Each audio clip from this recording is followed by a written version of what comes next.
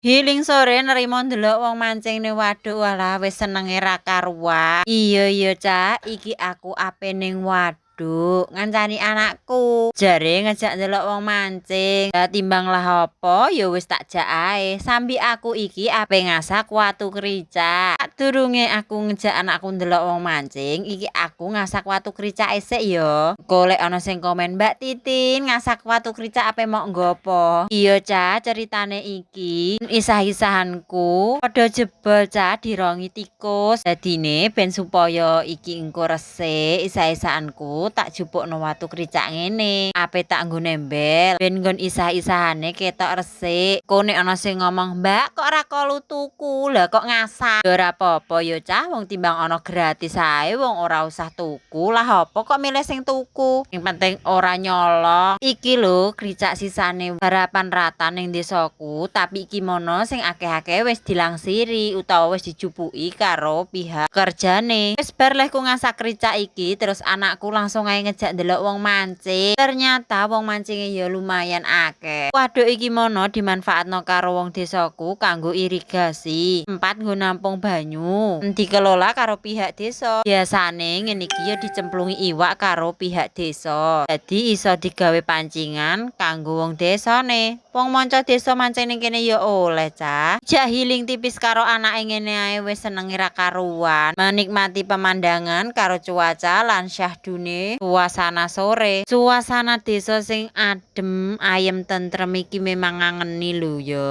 Sing ape mancing ora nrimo cah cilik wong tuwa, cah wedok-wedok barang ngene iki ya ape ana sing melok mancing dadakno. Ning daerah misake wong mancing apa ora Cah?